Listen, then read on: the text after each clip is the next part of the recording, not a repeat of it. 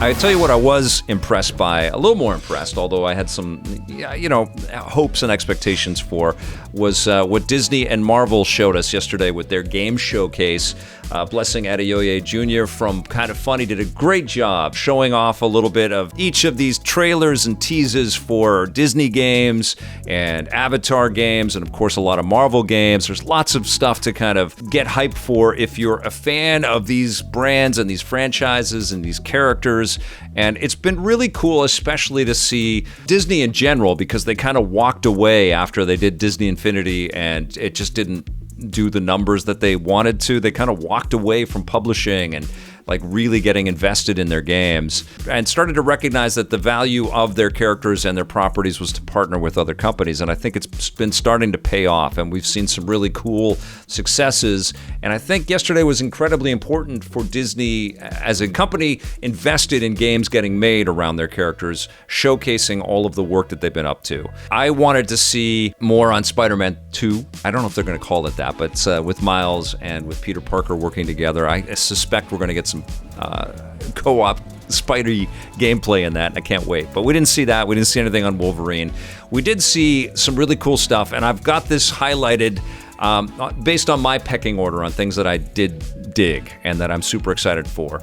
Gargoyles Remastered is one of them. I loved that Disney brought back The Lion King and Aladdin in a little collection. I thought that was great, showcasing all the various versions of the games. Now, this is just going to focus on the Sega Genesis game, and they didn't really show up any gameplay, but that was an amazing game. I have a copy of it, and I did love it, and I think Gargoyles is coming back as a show as well with Disney Plus. I think there's some kind of tie-in there, but it's a remaster of that original 16-bit game, so I'm psyched about that. Also psyched about this Aliens Dark Descent game, which is another turn-based strategy experience, taking notes and a page right from the XCOM franchise, but now we're going to be facing off against these xenomorphs and the facehuggers and all that stuff. This looks cool, looks moody, looks dark. The fog of war kind of concept with a game like that totally makes sense, because you're not going to know what aliens are hiding in the dark corners.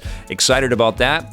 Also interested in Frontiers of Pandora. There were 2 Avatar games that they showed off. One was for mobile, which actually looked pretty good, but I think this one's a little bit more impressive for me. Or at least the other one was an MMO, also going to be available on mobile, but this one looks cool. This is for the next-gen machines, and you get to be a Na'vi, and you're fighting the human enemies and trying to save your natural world and all that stuff. I hope it's good. I hope it's better than the previous Avatar game, but I think Avatar in general has a lot to do to kind of get us to care again, but I have no doubts that James Cameron and his team are up to that, and I'm excited for the sequel, and I'm excited to play these Avatar experiences, and I hope they're great. Also, I was very happy to see Delilah, who made the Battletoads game, which I didn't love, but I loved their heart and soul poured into that Battletoads game. They're making a platformer based on classic Disney characters. Looks like Saturday morning cartoon fused with the retro stylings. This kind of evokes a little bit of the love that went into Cuphead, but featuring Mickey Mouse characters, and kind of an interesting take on the animation style and the characterizations of these characters.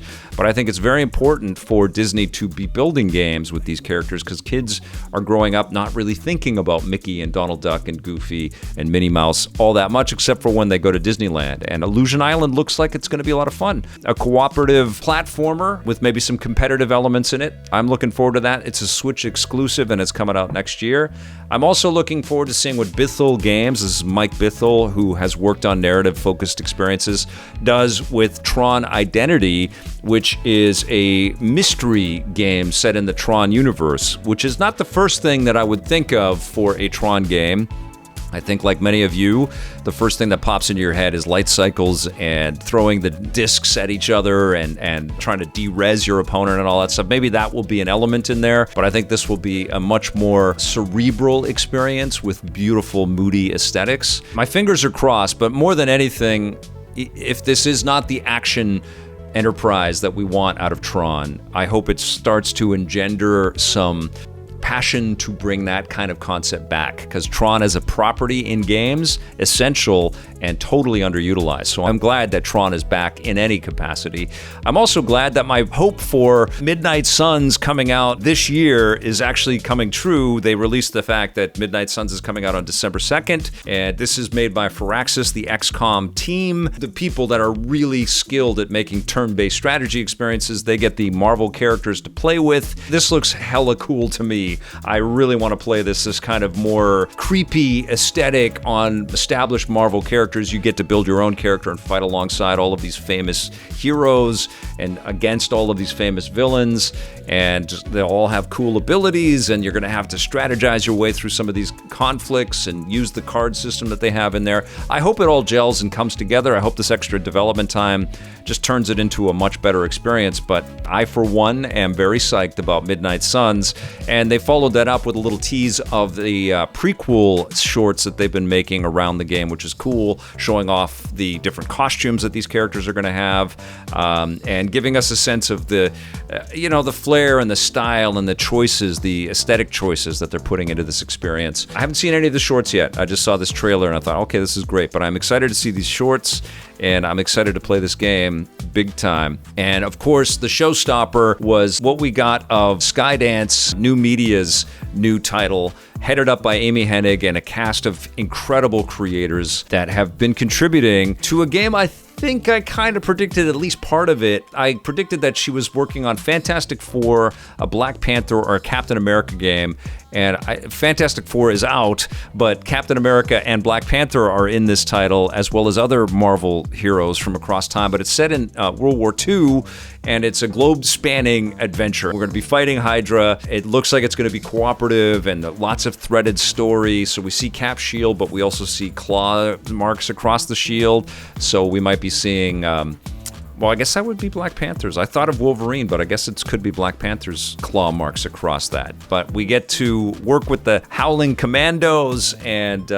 we see not T'Challa, but a grandfather to T'Challa, or somebody, from the family line. I think it's going to be a very cool, narrative-rich, era-specific adventure, and Amy Hennig and the stories that she's told through Uncharted and stuff, she's just been a huge fan, I think, of the Raiders of the Lost Ark kind of sensibility that was also in the Captain America First Avengers film, which I also adore and love.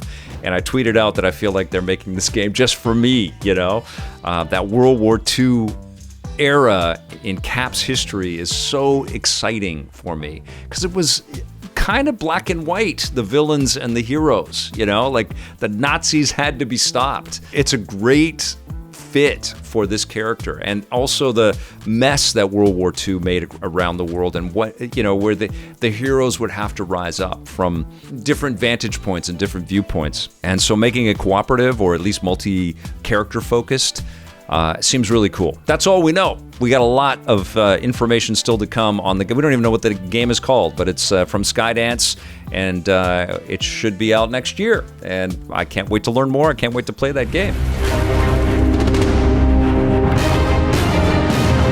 Thanks for watching, everyone. We'll see you soon. And until then, play forever.